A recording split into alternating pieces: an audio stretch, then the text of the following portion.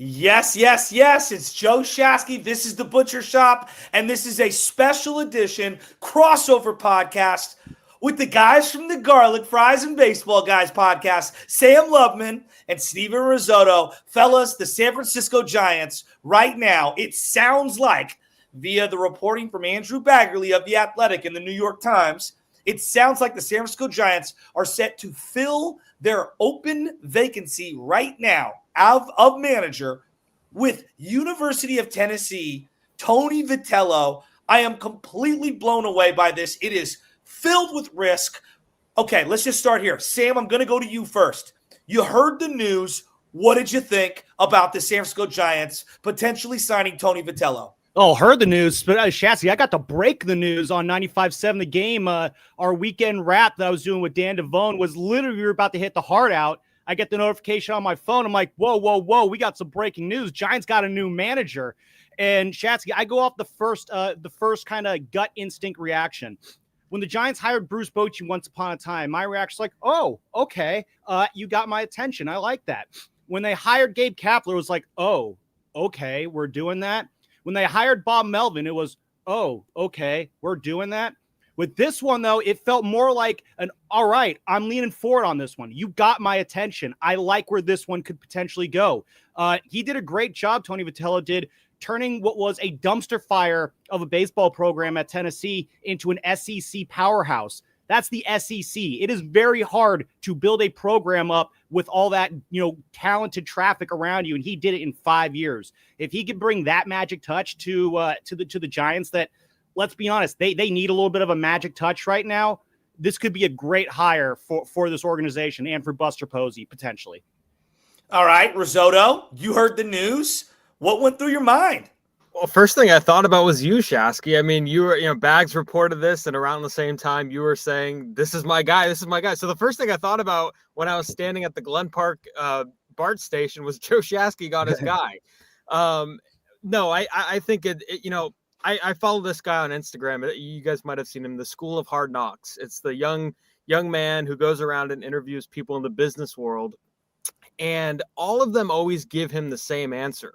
To be a great entrepreneur, you have to take risks, right? And the Giants organization, they've done things the same way for so many years, and this is a risk. And we look at these managerial openings around the league, and we're always doing the same things. Teams are going from analytics to old school back to analytics, and they're hiring former catchers, and they're hiring guys that they have personal connections to. And look, I understand the NCAA is way different from Major League Baseball. I get that. But when you want to talk about experience, what is Tony Vitello's reaction going to be to when you tell him, hey, you don't have any experience, when he's been in the game for 25 years? So this is a move. He's an energizer. He's a leader.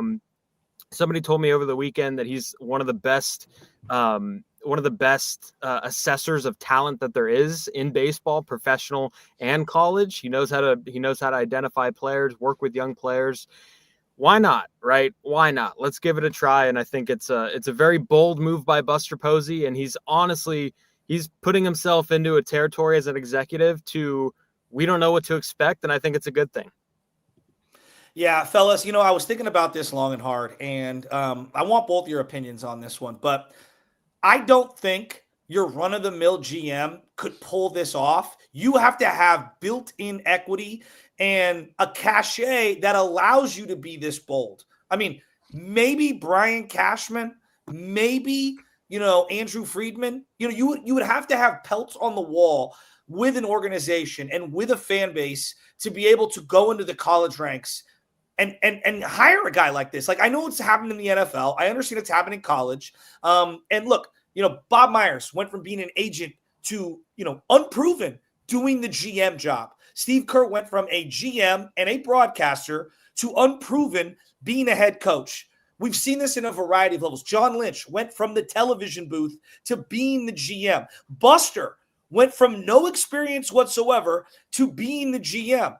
But I think Buster's cachet and his equity with the organization higher ups is the only way you could pull something like this off to upper management. I know, look, like you could hire like unknown people. You could have been a Yadier Molina. You know, at one time, Mike Matheny needed his first job and had no experience. Dusty Baker was like a hitting coach, never really had managerial experience till he got his first opportunity. This is bold, boys. Like, don't you think Buster's cachet factored into them being able to swing this big?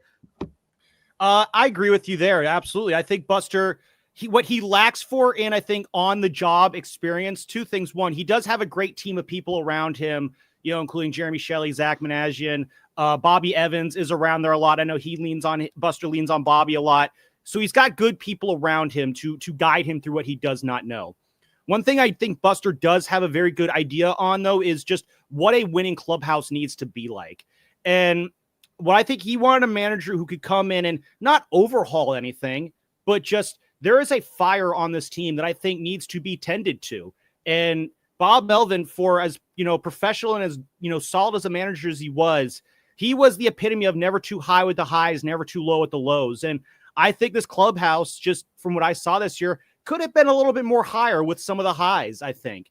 And I look at the leadership on this team, and Risotto, you kind of talked about, you know, him not having the big league experience. I truly believe that baseball is a sport where it at the end of the day, it is merit-based. If you could show that you could contribute at this level, there is a place for you here. And I think Tony Vitello has the skill set, the mindset, and the attitude to go in and win over these clubhouse leaders. He has the energy that Willy Adames brings. I think he preaches the work ethic that Matt Chapman represents. And if you're going to turn a program around like he did and as quickly as he did, and let's not forget, he's had a lot of success before then at TCU and at Mizzou, there's a level of commitment to the fundamentals and accountability that I think it's represented in what Logan Webb brings to the table. Those three things, all those combined, it has a chance for him to really, I think, take hold of this clubhouse and inject a level of life that was really missing at times last year. Let's not forget, and I'm going to throw to you, Steven, here in a second, but and Garlic Fries Baseball, guys, this is the Butcher Shop, where we're just talking about the potential hire the Giants are set to make with Tennessee manager Tony Vitello. Kai Correa at one point had no Major League Baseball experience whatsoever, and he's now known as one of the better infield coaches in baseball. They interviewed Alyssa Nacken. She never even played baseball. She played softball. And I'm not trying to knock her. I'm just saying, like, we're acting like this is so outside the box when I think it's pretty obvious they have a guy named Mark Hallberg who had no Major League Baseball experience either, being a first base coach. So, like, to me, this thing about no MLB experience, it's not like he's going to ask Rafi Devers to drop a bunt, with runners on second and third and nobody out in a 2-0 count. You know what I mean? Like, it's not like he's baseball novice 101 here. I don't know. I kind of push back on all the people that think this is a moronic hire. Yeah. No, I think there is. Oh, sorry. Yeah, go, Steven. No, you don't need to do anything with Rafi Devers. He played 163 games. You just pencil him into the lineup, and that's how you deal with him. I mean, I think I agree, Shasky. It's not too far outside the box. It's really not. If anything, like, it's a compliment to college baseball, which doesn't get enough compliments, right? We talk about how college football and college basketball are king, and they're ahead of college baseball. But I don't think we give college baseball the credit it deserves. And if you look at it, I thought Nick Hundley was going to be the guy. I thought I would have been shocked to see anybody else on the dugout railing other than Nick Hundley. But thinking about it now, you want to talk about experience. Who would you say has? I'm going to ask both of you guys this. Who would you say has more experience coaching baseball? Nick Hundley or Tony Vitello? Tony Vitello's done it for 25 Tony years. Vitello has done the act of coaching baseball far more than Nick Hundley. And his father was in the business of coaching baseball as a Hall of Fame baseball coach in a high school. It's a high school level, but like that tells me this guy grew up in a dugout. To me, this is the family business. The same way that, to a lesser degree, Kyle Shanahan, the family business is coaching football. Yeah. No, and you look at Vitello's resume again, he has found a way to have success at every level. He was a pitching and hitting and first base coach at the University of Missouri. He's been all over the field. And again, he's a pitching coach. That's an ability to relate to pitchers there that, pitching needs to be a strength on the next great Giants team there. He was known as a recruiting star at TCU. This guy could get buy-in. If you could convince kids to buy into your program as quickly as he can, those traits matter. A lot of the traits you do at the college level do translate to the big league level in terms of just what you have to do to get a clubhouse to fall in behind you. And again, If players need any more evidence in terms of just how much fun you can have playing for Tony Vitello, there's this guy, his name is Drew Gilbert. He came out of the Tennessee program. They love the energy that he's bringing here. If Tony Vitello ends up injecting that kind of life into this clubhouse where you got a bunch of Drew Gilberts running around, I love what that and could their first round pick and Blake Tildwell. So like there are 3 guys that the Giants have in their organization currently that are from this particular tree. That doesn't mean anything, but it does tell you that they like the type of players that have been under his tutelage. It's obviously going to be really important for them to build out a staff that has experience and build out a staff that he can lean on, because there's going to be a lot. Like the difference between a 50-game schedule and a 162-game schedule is a real thing. The difference between working a 5-man rotation, 6, 7, 8-guy rotation as the year goes on, we know staffs get hurt and whatnot, versus a 3-man rotation in college, very, very different. But at the end of the day, a 6-4-3 double play is still a 6-4-3 double play.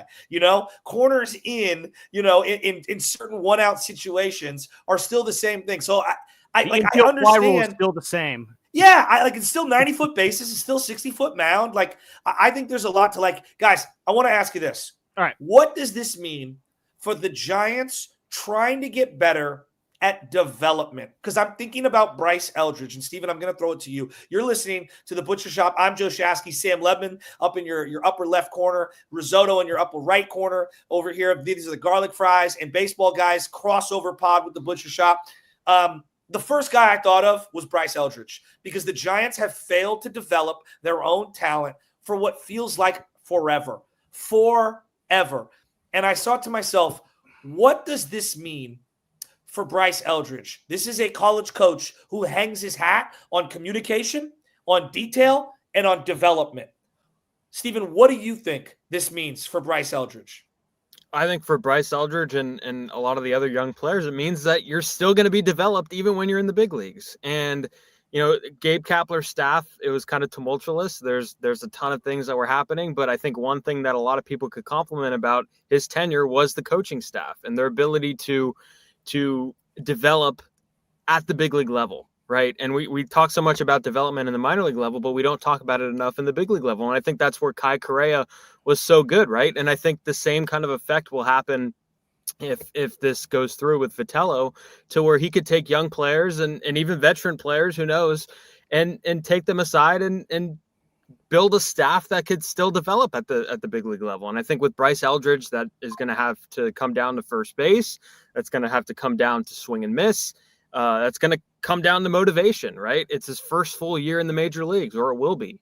So, I mean, this is it's a big deal. And by the way, Eldridge did not go to college, right? So this is a situation where Bryce Eldridge could get a chance to have that vibe. And the rest of these guys who also didn't go to college, some of the international players, some of the high school draft picks, they didn't go to college. And again, it's a different experience than NCAA, but it's worth a try. There's a lot to look forward to. You guys mentioned his experience, but I think if anything, it's going to help the young players, because I don't think the veterans need much, right? They just have to sit back, get their names penciled in the lineup card. And, you don't really need to deal with them, or you shouldn't have to deal with them. So that's how I see it. You brought up a couple of points, and Sam, I want to throw it to you. We make so much about development, and I feel like I've heard so often from people, specifically FP Santangelo, and I'm just going to say, like, the big leagues is not a developmental league. Well, no, actually it is now. When you see 19, 20, 21, 22-year-old players coming in. I mean, heck, Elliot Ramos. I mean, do you tell me right now, Elliot Ramos, who's been a productive Major League Baseball player, he's 2 years into his career, he's 26 years old, he's played a lot of baseball in AAA. Does he still need to be developed? I would say absolutely. Absolutely. And I feel like the lack of development at the big league level has actually hamstrung him. And I think about, what does the CBA, as it's set to expire in a couple of years, how is that going to change how I build the team? Are we going to have payroll kind of disruption? Are we going to have more drafting and developing at the big league level? Could this be kind of forecasting into the future? Sam, you're there at the ballpark every single day. We've talked about this. Like, I think that Jung-Hoo Lee still needs development. Obviously, Drew Gilbert and Marco Luciano, and whether it's Casey Schmidt and Ramos, who I referenced, and all the young pitchers, Hayden Birdsong. I still feel like at the big league level, they have failed to continue to develop some of the pieces that they have who have made their debuts. No, there's a lot of guys who've gotten off to great starts and then just completely fizzled out. And I think, Steven, you made a great point about the development, the Gabe Kapler coaching staff and the development they had at that level, because there were more coaches to kind of go around and give that kind of attention there. Again, I look at a guy with what Vitello brings to the table. I think I want to see, hopefully this is a sign this team's going to get back to preaching more of these basic fundamentals that they've been lacking over the last few years. You mentioned two guys, Ramos and Lee. There was a grab bag at times. Ramos very much regressed in the field this year. Jung-Hoo Lee, there are times where, in the middle of the season, it was pretty rough. The first step was not good. The angles, they were not good. Some of the decision-making out there was just not good. I think he settled in towards the end of the year. But with Vitello, I mean, if you're going to develop, kids at the college level, you can't do that without a sort of commitment to fundamentals that I think doesn't get preached as much at the big league or the minor league level anymore. It's almost like if you could bring that mindset into this clubhouse, that's what they need more. A lot of these young guys, you got to refine them around the edges. Casey Schmidt has shown that he can be a capable everyday guy. You need to round him in the form if he's going to actually be that and not just stall out like we've kind of seen with Elliot Ramos, who went from the first homegrown all-star outfielder in a billion years to a guy where we're like, is this a guy who's going to be around beyond next year?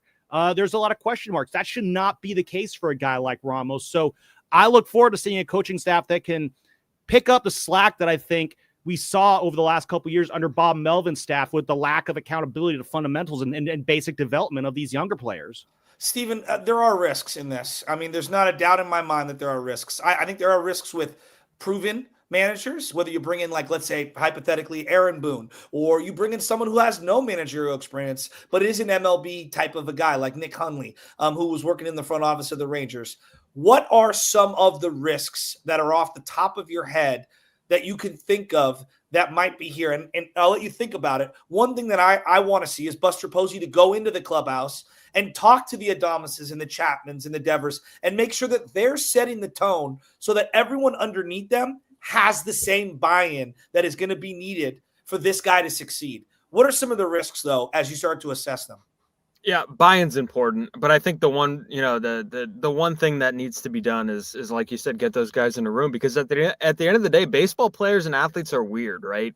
We think about baseball players who have coaches that they're better than, and they don't necessarily want to listen to anybody who has never had Major League Baseball experience, right? So this is like something that, like, as sad as that is what goes through their head. There's, it's kind of a natural feeling and maybe an ego thing. So if the number one thing you say at the beginning of spring training is, let's check our egos at the door, we're trying something different, it's risky, but what is there to lose? You're in third place behind two of the most talented teams in the National League. You have to try something different, right? And they tried free agency, last year and the offseason before, and it's just time to try something different. Now, I will say, I think the one adjustment that you mentioned, and I think you hit the nail on the head, is the schedule. Like, having energy for a college schedule is one thing, but having energy for, the later days of August and the entirety of September is a complete other thing, right? So it's making sure that everybody's fresh and in the best position to succeed. And I tell Sam this, and I repeat this all the time. And you mentioned the 6-4-3 double play is the same in the big leagues. The way I look at it is, if you give all 30 managers the same opportunity in the same situation in the game, seventh inning, left-handed hitter coming up, if you give all 30 managers the same situation, I think 80% of them are doing the exact same thing. So the bottom line to me is that it comes down to leadership, it comes down to how well you manage men, and it comes down to motivation and to get these guys through a season. And to me, I want to see how much energy he has. We see it in the clips and him jumping into the stands, but how much and for how long could that happen? Candor and communication are the most important attributes to have in any industry. Sam, what are some of the risks that you just see off the top of your head as you're looking at this situation? Because it's filled with risks, guys. No, absolutely. I think we can all acknowledge that. Yeah, and Risotto's points are very good. The risks I see is just when you're new at a position, any position, you could be Tony Vitello could be one of the smartest baseball managers in the history of the game and go on to have an incredible, illustrious career, a Hall of Fame career as a manager. You have to start somewhere, though. And when you start, you are susceptible to some growing pains. It happens to everybody. The best players, the best coaches, the best everything does go through it. This is a Giants team right now, when they're a talented team. This is, I think, a very good baseball team when you look at them. This is a team that should be playing for a playoff spot. You got guys in Matt Chapman, Willie Adames, Rafi Devers. They're in the prime years of their career. Chapman's on the back end of his, but Adames is 29, Devers is 27, Logan Webb is 27, Jung-Hoo Lee is 27, Ramos is 26. The best players on your team are at the age and at the time of their careers where it's not about building something up for the future. It's about winning right the heck now. And so I'm kind of curious, coming out the gate, there's going to be growing pains. Mistakes are going to be made. He is in a new coaching situation.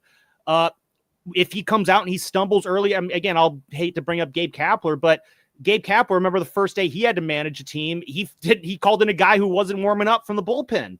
Hopefully something that drastic doesn't happen, but Tony Vitello is going to make mistakes. He's going to have growing pains as he grows into this new position at this level. It's about mitigating those growing pains, learning from those growing pains, and not letting those growing pains spiral out of control early on to where, it's May and the veterans of this clubhouse are looking at this guy like, dude, what is he doing here? I know. Well, gentlemen, I appreciate you guys coming on. San Francisco Giants are set to make this hire. It sounds like all things are just steamrolling ahead here. They're going to hire the University of Tennessee manager, Tony Vitello. Sam, you got your hand up? Yeah, I got one last thing before we get out of here. Because one of the things that the Giants are going to need this offseason is pitching. And Tony Vitello had some very good success coaching one Max Scherzer at the University of Missouri back in the day. The same Max Scherzer who just dazzled in the ALCS and might be a free agent this offseason. He's 41 years old. I liked having Justin Verlander in the clubhouse last year. Is an incredible storyline having him there. Being able to bring in a Max Scherzer potentially on top of that. As well, throw that out there. Throw that little thought out there for Giants fans to chew on and dream about. Guys, I was thinking about all of the plausible offseason scenarios that did not include a major trade or a major signing. Outside of bringing back Bochy, which would have just came – I was out on that. But just in general, it would have came with a lot of pomp and circumstances because everyone knows him. This is as big of a move as you could have made. Because this is a shocking, outside the box type of a hire. I love it. I'm optimistic. I'm going to give him some runway. I can't wait to see it. Steven, what do you think? I mean, first thing I thought too was also like ownership has a way of doing things, and you probably had to convince ownership that this is the right move because these Absolutely. are full of these are people that have been on there through Dusty and through Bochy. Kapler was probably a little bit different, and then they caught their breath a little bit with Melvin, right? So they're so used to doing the same thing. And Buster comes in here, comes on the board of directors for the ownership group, and he's just a breath of fresh air, right? And I think it's something that the Giants organization hasn't seen. I mean, we're so used to doing stuff traditionally sound and being a staple organization, and the Giants could still do that. They just it's time to take risks. You don't have anything to lose. You could have easily been one of these wildcard teams that makes it into the division series and the championship series, like some of these teams out there, right? And it could jumpstart you for the next season, and they just haven't been able to do that. And the slides in the middle of the season are just becoming too predictable.